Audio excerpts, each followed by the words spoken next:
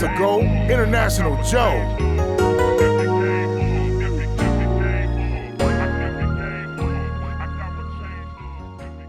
Welcome to Kickin It Wit Versy. It's your boy Jay with Versy Media, part of the Antidote Network. Here with a very special guest, Mr. Daniel Payne. We in here. What's going on, Mr. Payne? How you doing today? Man, I'm chilling, man, chilling. I want to thank you for coming out, man. I really appreciate it. Oh, yeah. This is the inaugural event, so we've never done this show anywhere. So I got a few surprises today. But today it's about you, man. This is about you. So we're talking Mr. Daniel Payne, formerly known as KD. Yeah. Tell me about that. Yeah, well, you know, my original rap name or artist name was KD, stand for King Danny. So that's my real name, Danny, you know. I dropped, I think like 9, 10 projects under KD, but because of streaming, the internet, them two letters can get lost real easy. So, right. And I had a song called Daniel Payne, which one of my biggest songs. So when it was time for me to kind of transition into a new kind of the same sound, but just a new era, I just used that as my name. It's a play on my name and it's a play on where I'm from. Cause Daniel Payne, it's a street, it's a college, it's shut down now, but it's right there in the area where I'm from in Birmingham. So my name is a play on my name, my old stage name and my new name. So that's how the transition took place. Yeah. That's dope, man. Like you can actually use that a lot of ways, like Daniel Payne. Like I like that. Yeah. So yeah. You said where you from? Birmingham, Alabama. Birmingham, Alabama, right? Yeah. What was your upbringing like, man? Man, you know, very southern. You know what I'm saying? Birmingham is a very southern city. I call it the heart of, everybody calls it the heart of the South, you know, the heart of Dixie.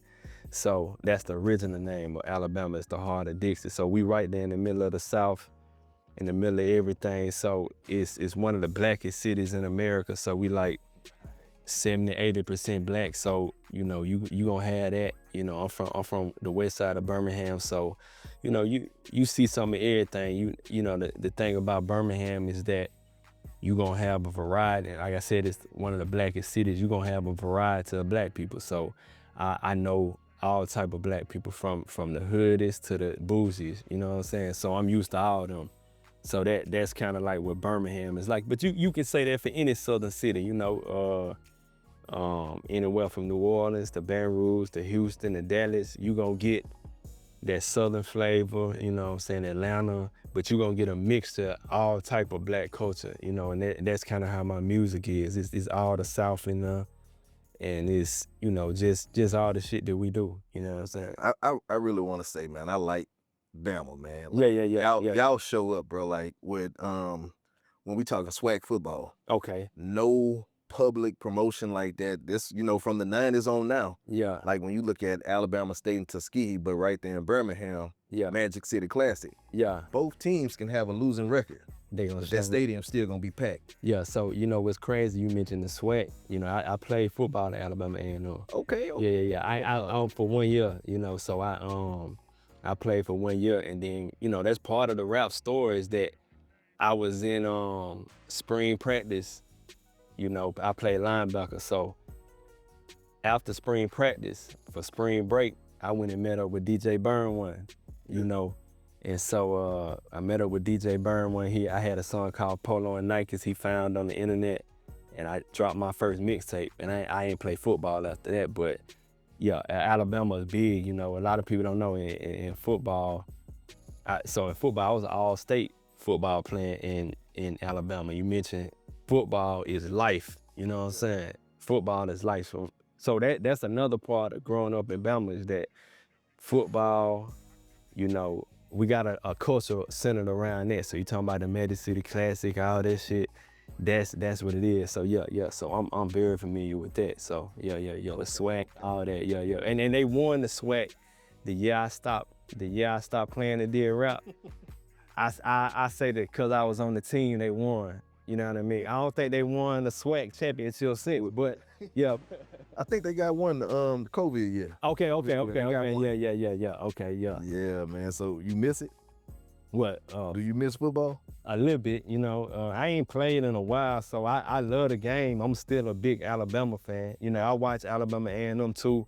You know, when they be on TV and shit, I cheer for them. So I'm a big football fan. I still love the game, but yeah. I be out there like shadow playing, man. Yeah. Trying to live out my dreams of what I was yeah. supposed to do, but then my knees and my bones, he telling me different. Like, Yeah. I feel I'm that, trying to pass that down to the kids. Yeah, for sure. So look, man, we're gonna go into some of these classic projects. Yeah, man. Like, talk to me about some of the classic projects and like what helped you mold, like what helped mold you today. Yeah, okay. Some of my classic projects, I mean, my first one that locally that kind of people gravitated to was the Player President. So that was one of the first ones nationwide, not necessarily, but in Birmingham, like Atlanta, Huntsville, Alabama, they really fucked with that one. So that was one of them first ones. I wish I could get it remixed and mastered, you know what I'm saying, but, and put it out, but them files, so, you know, that's when we was recording at B-Flat Mama House. So that's, you know, that's that type of time. We was that young, you know what I'm saying? Like, so, but after that, I would say like G Fluid, that's one of the big ones. Like that was one of the first ones nationwide. I had Freddie Gibbs on there, a song called Let Me Ride. The blogs from France to England, they all picked up on it. That was like during that time. And after that, I had the Diary of a Trill Nigga. Now that was the like the live mixtapes era when live mixtapes was pumping hard. Yeah, that's when that one hit. And then I would say recently, Purple Onion, it hit. I dropped it right in the middle of COVID, so everybody wasn't doing nothing but watching them videos, streaming music. So that one hit during that time, and but you know, Players Only made a lot of waves because of just the time it came when everything was more so on the drill music. It was all about killing and stuff like that. So when Players Only, I tried to make it like the anti to all that. Like we on some player shit. And I think it hit at that time. So them some of the ones, you know, that I think people really gravitate to over time. You know what I'm saying? So from where you started at, like, you know, most artists, we always feel like, man, I can do better. Yeah. Like, do you see the growth in your music from like when you started to now? Yeah, for sure. A lot of growth, you know. At first I was kind of, you know, when I first started rapping and doing music, I was like, I ain't want to sing as much, you know, but then I just sing and not let people know it was me on the hook. But now I come out and sing, you know what I'm saying? I sing, put them vocals on there. And as far as the subject matter, you know, I try to expand and be more creative when it comes to that, you know. And then just the growth of just my team of people that I've been around, from B-Flat to DJ Burn One, John Quest. Our sound and grown so much since then because we started off just building together. Right. And since then, it's got more mature and just more cohesive and how we know, you know, how to make the sound, like the mixing, just everything about it, you know, has gotten better. Some people still like some of my old stuff better than they like the new stuff. You know, I done seen that on the internet, but that's gonna be part of it no matter who you are, you know what I'm saying? Yeah. Okay. So like you're in Alabama and you decide, I want to leave. Yeah. What made you come up with that decision, but also what made you, you know, pull the trigger and say, okay, it's time, like? Yeah, I mean, I had been in Atlanta, you know what I'm saying, a lot. So I had did a lot of stuff in Atlanta. Like I was, even though, you know, Birmingham and Atlanta, 2 hours apart. So you can just go over there. Right there, and come on back. So I was in Atlanta a lot, but I would come to Texas for South by Southwest. And so I would come down here and just fuck around and I go to Austin, go to Houston, and I just come to visit. So I just decided to move, you know, because of course Alabama, there's only so much you can do in Alabama. So I said, I'm gonna try it out. And I came here, you know, I had a song called West Time and Sage, my first apartment. when I got here was on West Time and Sage. So that song right there just signify where I was at. And when I first got to Houston, I had an apartment on West Time and Sage. I was in V Live, Onyx, Prospect Park, all that shit by the Galleria. And I would just come home after being out there, just feeling the Houston vibe. And then that's how that song came about. But yeah, just to mention that. And when I got here, I fell in love with the city and I just stayed, you know what I'm saying? Yeah. Man, that song is a vibe, bro. I'm not gonna lie to you. And I think it mean a lot to me, just like you said. When I first came down, my first apartment in Houston was right there on West Time and Dunvale. Okay, so okay. When you riding down West Time, man, you get vibes just looking at the city. You're just cruising down West Time, man. It ain't nothing like it. So every time I hear that song, I think of when I first came out here and just riding and vibing, man. That was dope. Yeah, for sure. But like, out of all the places, what made you choose Houston? Well, Houston was, I had a dream, actually. It's crazy. I had a dream that I was living here. This is when I used to come visit. But Houston it's a vibe. Like, this is before. I've been here since 2016, almost 10 years. So this was before, like, it's hype now. It's hype beast when I say now. Where you got, after COVID, people started coming from everywhere. So Houston ain't really even the same as it was then, because then it was just laid back. You know, you go out, of course you see the women, you see the, and at the time I felt like it wasn't as saturated as like Atlanta. Right. You know what I'm saying? So I just thought it was a cool place, you know what I'm saying, to get outside of Alabama and grow from there, you know what I'm saying? Okay. So, like, when you listen to your style, like, you know, Pimp C, I think that's why I first heard it being called country rap tunes. Okay, yeah. And like, that style of music is like, it's us. It represents us. Like, we don't care how you feel about us. Yeah. This is the South. Yeah. Like, for sure. What made you go with that style? Well, yeah, it's kind of natural. Well, in Birmingham, like growing up,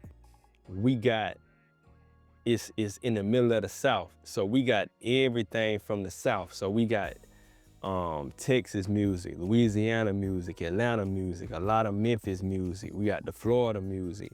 We had everything from the South, because now that I'm older and understand the how the music industry working out, I've been in the music industry. We had a Birmingham radio station had a market where independent Southern artists, that ain't cost as much as Atlanta or Houston to put your song on the radio. You ain't competing with the big majors, but an independent like a No Limit, Cash Money, Suave House, Hypnotized Mind, they could come and get on the radio in Birmingham. So they would come through and we would hear everything. I'm talking about underground songs that probably Atlanta and Houston weren't hearing.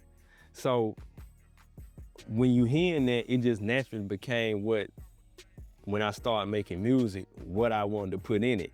So you heard the OGs playing the UGK, the Ball and G, the Scarface. So it's just in your DNA.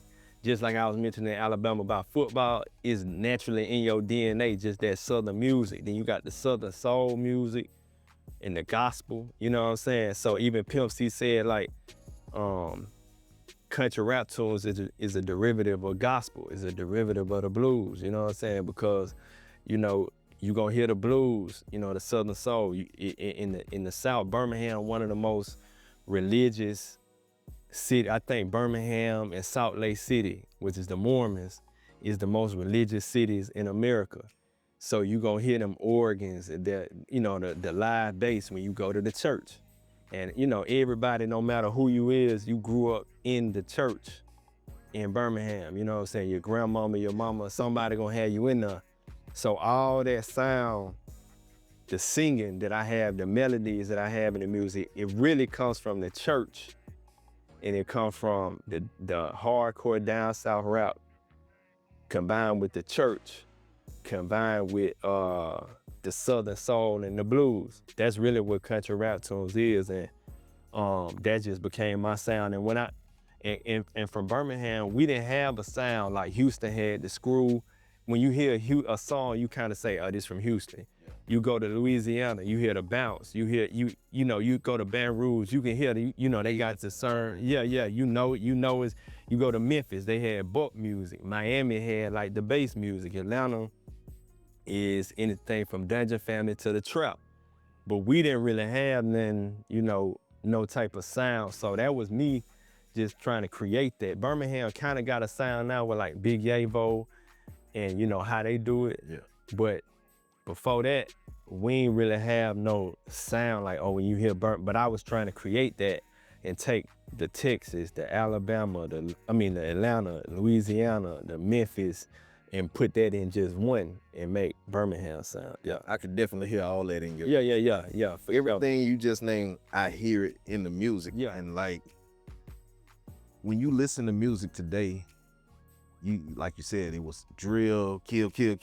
Yeah. But like outside of Crit, I was starting to feel like, dang, ain't no more Southern music out there. Yeah. And then when I was put on to your music, I'm like, okay, he's holding that flag. Yeah. You got that flag. So like, do you feel it's important to keep pushing that on to the next generation? Because I'm gonna be honest, that is a skill that most Southern rappers don't have and can't do. Yeah. So like, that's a special talent you got. Oh yeah, appreciate that. Yeah, I mean, it's important because to me, if you know the history of music in America, all music and really all culture in America come from three places.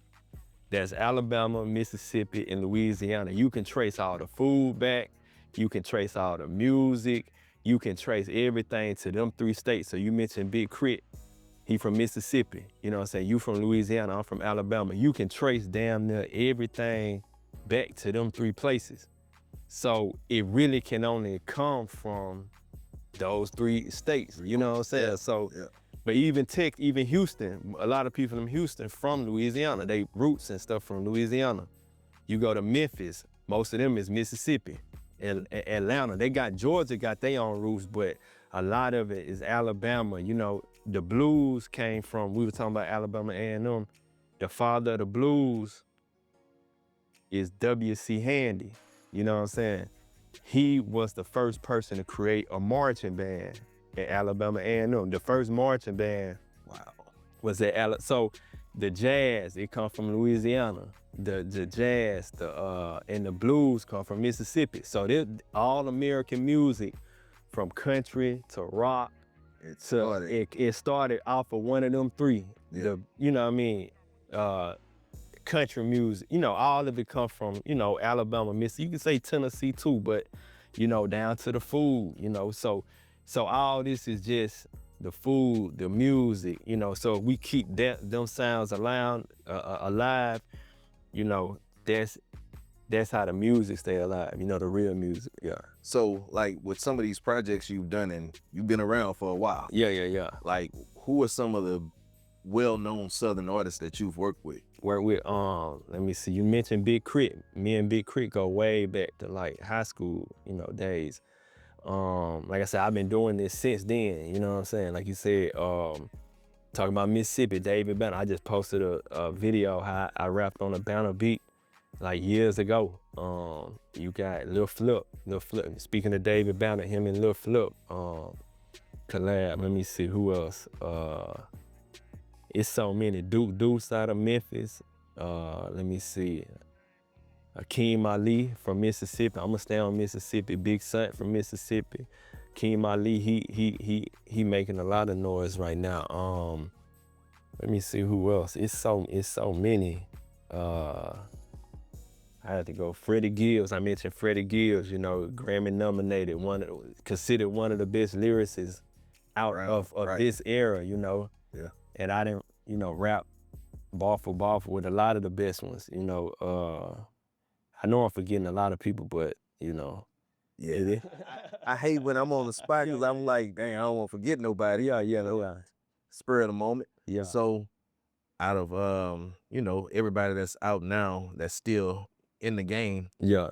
If it was anybody that you really want to work with that you haven't been able to, get in touch with or work with, who would you like to do a song with? I say Currency for sure. It's just been so many misses and, I'll say Currency. Let me see who else.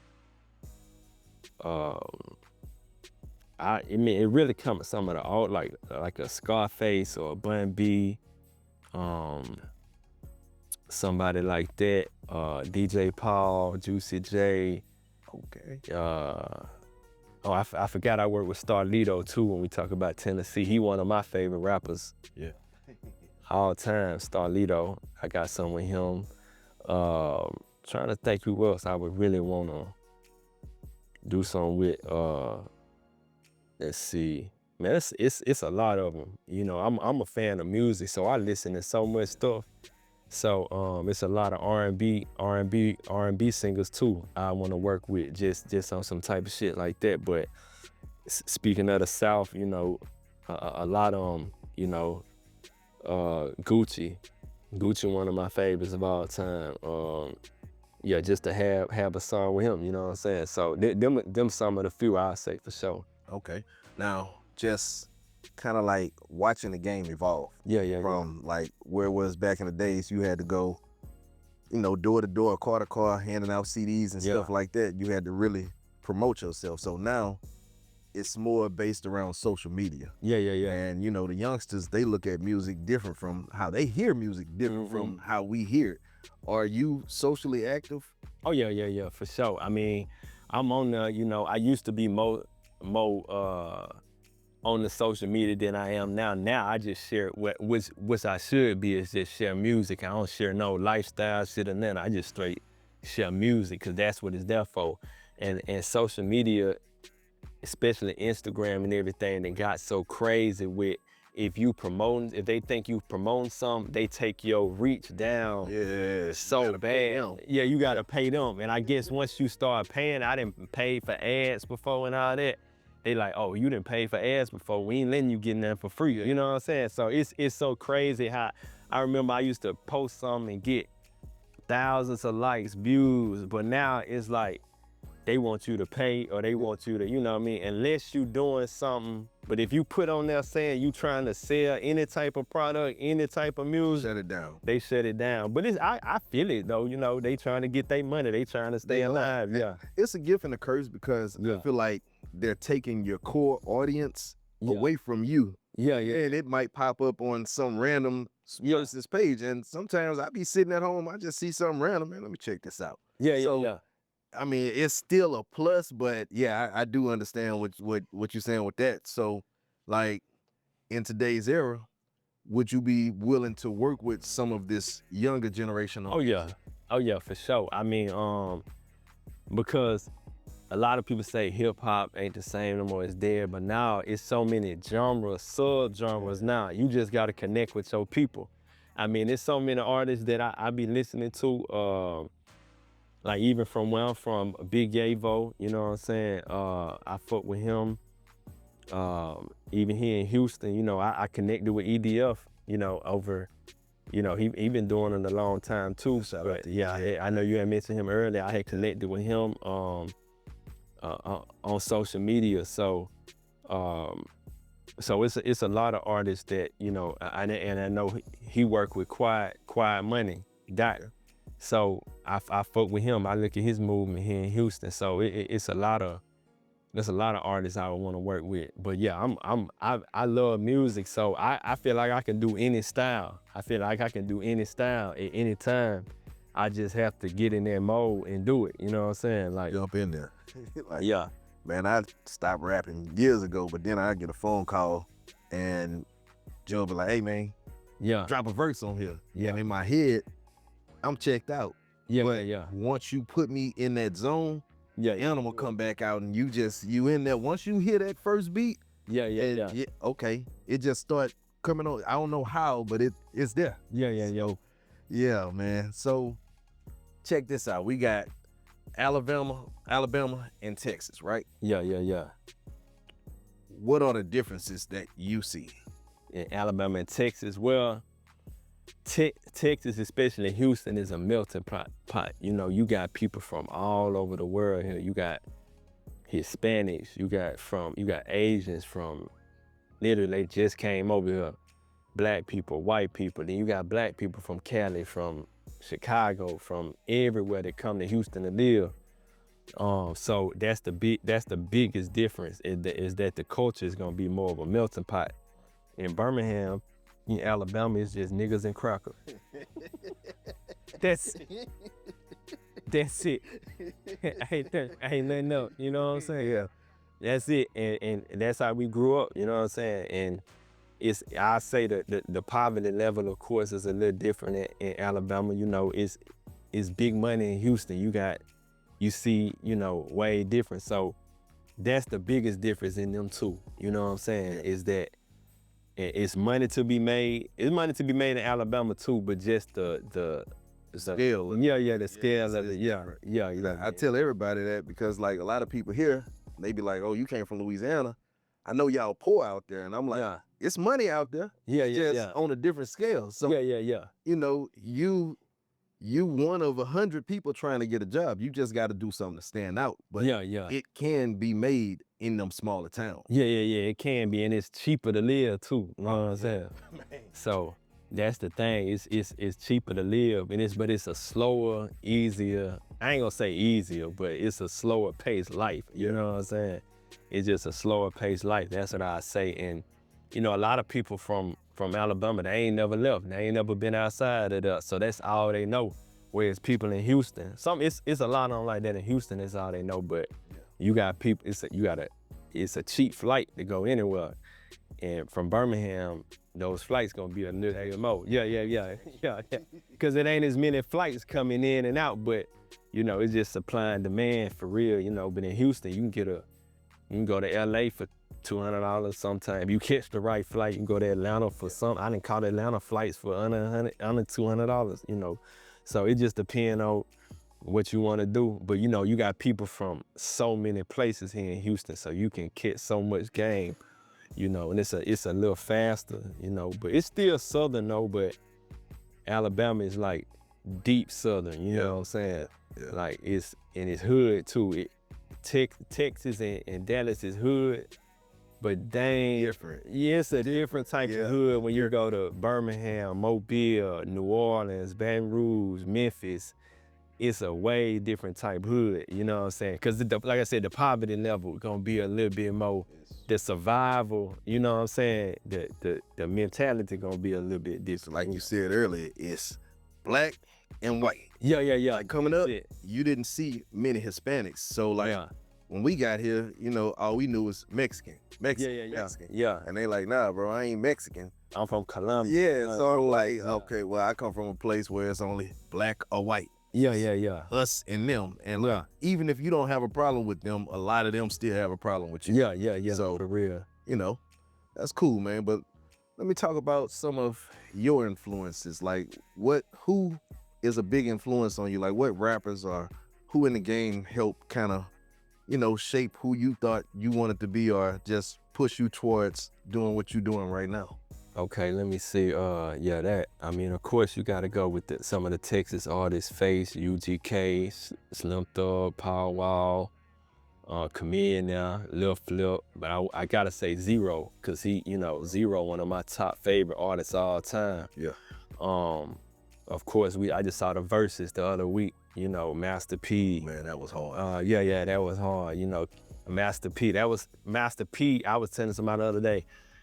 That was the first rap music I really, I remember other rap music, but that was the first one that they took the South they put us out there. Yeah, that was like, I'm like, oh, okay. And so you going to school or whatever, and you hearing it as a little kid, you know.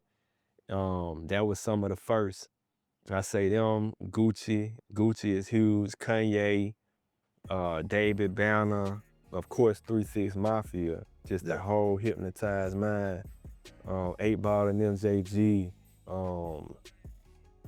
Outkast, Good and Mob, T.I., you know, you can't forget T.I., even, you know, let me think, the West Coast, you had like Snoop and Tupac, of course, you know, but just, you know, what I really gravitated to was like Wayne, down here, you know, even more the underground Texas, like the ESGs and the Lil O's, and just Trade the Truth, you know, that type, Lil Kiki, all that stuff really influenced me. A lot of the Memphis stuff like Kingpin, Skinny Pimp, you know, Boosie, I'm trying to think who else. A lot, just anything, man. R.I.P. to Young Bleed, man. You know, Max Minnelli. When you talk about, I like stuff that I listen to everything. You know, The Last Mr. Big. You know, Rich Boy. You know, Dirty. You know, those artists, Attitude. You know, that's Alabama. But I say The Last Mr. Big for sure. You know, Rich Boy. I'm getting, you know, I just want to put them out there. Everything you just named gave me a 90s and 2000s good times. Like, man, that was a fun time in music. Like, Yeah. might not have felt like with what all we had going on in the world, but when you look back at it now, Yeah. man, that was fun times. It was a hit after hit, you know, Project Pat. Man, I can just keep going on, you know, I can just keep going on. But yeah, those some of the main ones, you know, that I say, even up to New York, like Nas, AZ, you know, rapper Dipset, Cameron, you know, shit like that. I was on that shit hard. You know, I'm just trying to go around about, you know. I said Kanye, then it just his Kanye beats was the ones that, you know, I tried to, you know, because he brought the soul music and the sampling. Yeah. And so I tried to make that more the down south version. Like, I know we was talking about G Fluid, one of my producers, B Kirk, he would hear like Knife Wonder, Mad Lib, and hear the stuff they sampled, you know what I'm saying? And try to take the stuff they sampled and put 808s on it, right. You know what I'm saying? So yeah, that's what I say, you know what I'm saying? Okay. Well, we're gonna take a quick intermission, then we're gonna get into the last game before we get up out of here, man.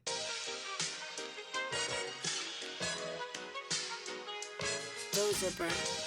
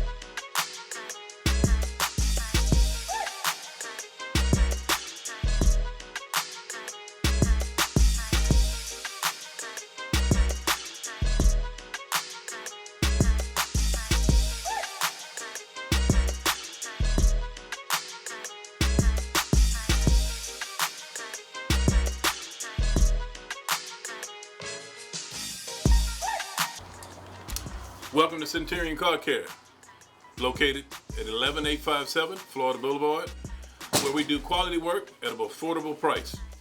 We also do paint and body, exhaust work, and any minor and major mechanic work. Best mechanic shop south of the Mississippi. All right, so man, we're gonna play a game before we get out of here. All right. I got these 5 balls. If you look by your foot, Okay. you'll see 5 balls. Now, usually we do this with alcohol, but I gotta do an unboxing, so I'm not gonna pull out all those bottles right now. Okay. We're gonna do a little bit. Okay. If you win, I'm gonna cash app you $10. Just a little friendly bet. All right. But if I win, All right. I need a hot 16 from you. All right. I got you. All right, All right. I'm gonna let you go first. All right. That's 1. That's 2. All right, 3. 2 out of 3. 4 out of 5. God, dog. At first, and got it. Oh, don't worry about picking them up, man. We got you. So, all right, here we go. I need that 16. 3. Oh, here we go. Alright, so it's a tie. We tie. got one. So we got a little tiebreaker right here. Grab a couple for you. Hitting this thing. All right.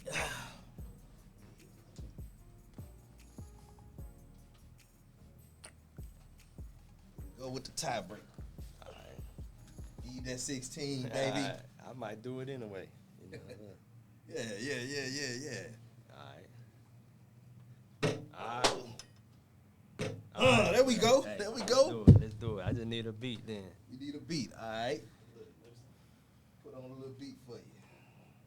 You got a beat on your phone? Yeah, I can find one. Let me see. I might just do I do a performance song. Matter of fact, There you go. I'm trying to find let me see. Let me see which one I'm gonna do. Let me see.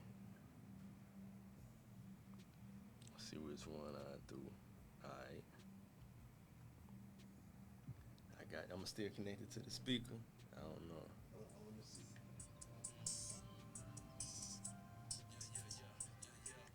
Got you right here. Well, you know, matter of fact, I do this one of them ones, you know. This my signature song. So I get a peep of this.